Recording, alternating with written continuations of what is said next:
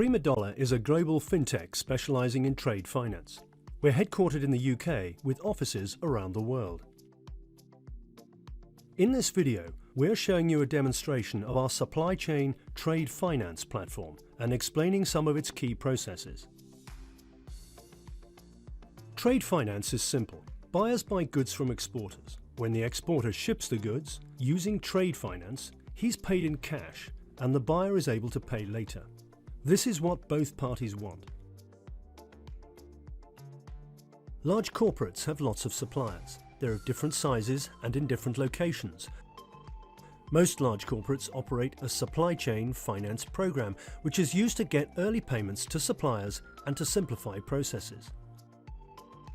Supply chain finance handles over $1 trillion of payments every year, but it has limited reach because it is an invoice finance system.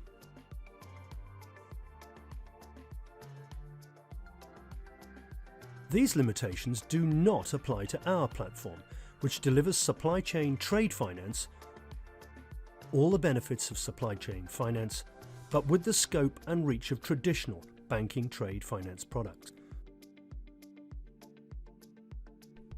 Our technology platform connects exporters, logistics, paperwork, banks and buyers together. We obtain and manage the information needed to finance cross-border trade safely. Our platform is built in-house using leading-edge technologies commonly employed across the banking industry. Now let's see the platform itself and start by looking at the buyer dashboard. This is our login process. We use the Azure Directory security model set up with two-factor authentication. Here is the buyer dashboard. This shows summary information about trades and cash flows for all exporting suppliers. And then we can page down to see a detailed listing of all the various trades in different states. We can drill into any trade for more information and see underlying documents.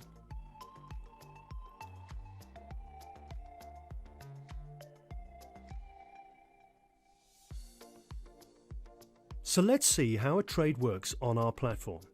We have a 6-step process. Exporters provide the invoice and then the shipping and other documents. Buyers confirm the trade and then we can pay the exporter.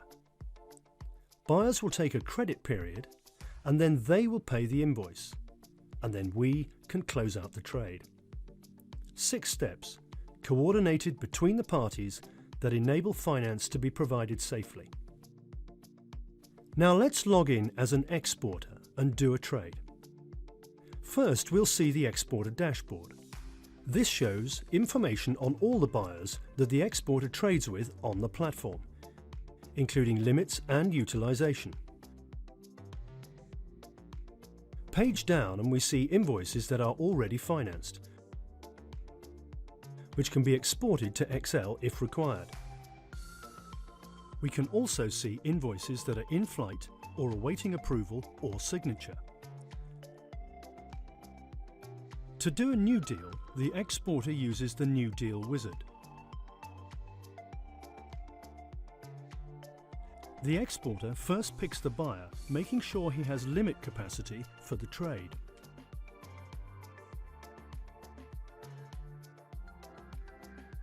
He provides some basic information about the invoice, and then he uploads a scan of the invoice.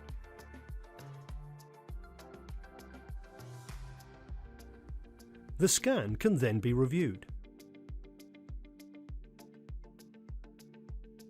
And with the invoice in the system, we can price the transaction. Pricing is done using our rules engine. We calculate the fee the exporter will pay and the cash amount he will get up front. The rules are set by the buyer. Then we can generate the invoice purchase agreement. This is done automatically by the system and then it is signed. We've integrated the electronic signature process of a leading global vendor of signature verification services. Here's the signature. And then we'll see the audit trail that supports the signature we've just seen. This gives us the IP address, the timestamp and the identity of who signed the document. With the documents signed, we then need to upload some shipping documents. Here we see the list of documents the buyer has specified that the exporter should provide. The system automatically generates the list. We're missing 2 documents, a bill of lading and a packing list. And here they are being uploaded. With the documents in the system, we're able to see exactly where they were uploaded, which IP addresses and which users. So we have a full list of documents and an audit trail as to where they've come from. We can see any of the documents at any time. The scans are all in the system. Now that the exporter has the documents in the system, the deal is handed over to us for review in our back office. However, before we do that, let's check the exporter dashboard. Here we can see this new transaction now showing in the list of deals that are in flight and awaiting approval. And there it is.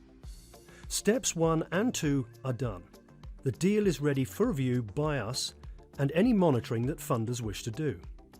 Now let's log into our back office. So this is the PrimaDollar side of the transaction process. Here is the new deal coming in, and it shows awaiting approval in our deal list. We click on it to action it. There are 5 steps in our review process. First of all, we check to see if the invoice is looking correct and has got our mandatory assignment language written on the front of it. Here you can see the assignment language. We've missed out a couple of steps to keep the demo short. Here we're now checking the documents. We can see the 4 documents that the exporter has provided, and we can review each one. Here we're looking at the invoice purchase agreement, making sure that it's been signed.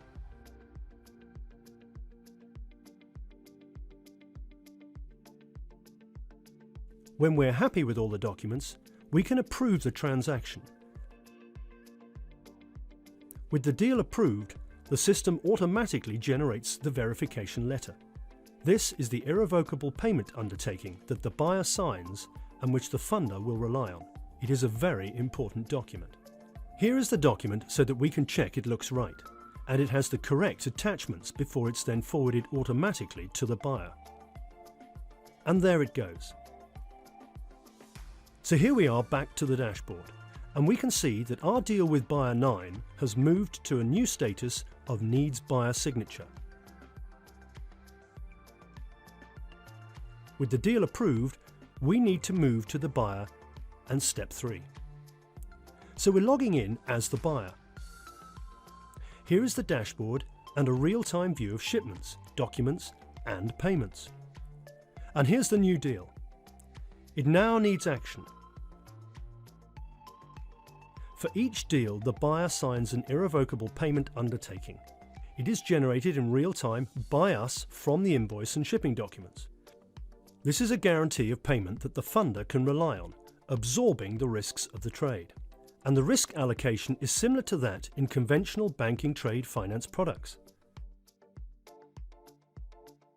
The shipping documents and invoice are attached to this guarantee.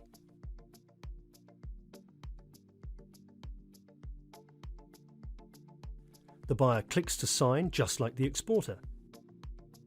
And now the guarantee is provided to the platform. Now if we switch back to the exporter,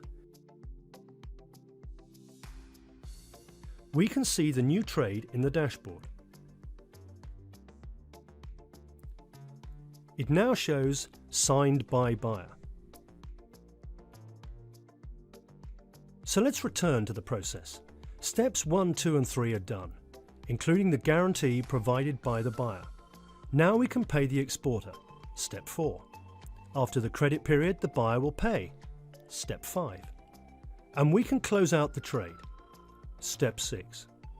We're not going through these steps to keep the demo short, but the principles shown so far all apply.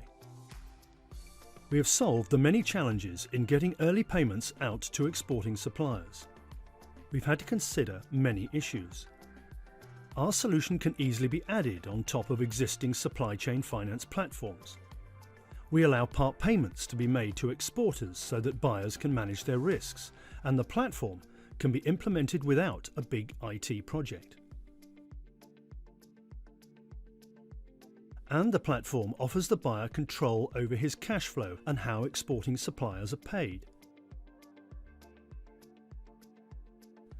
And it gives the funder deep visibility into what's going on, protected by the guarantees that the buyer provides for every trade.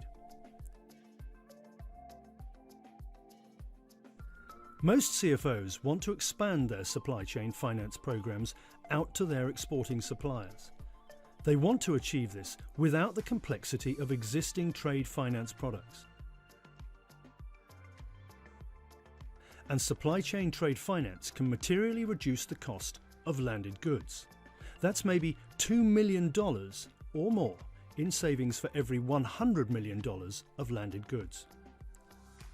This is what we're delivering.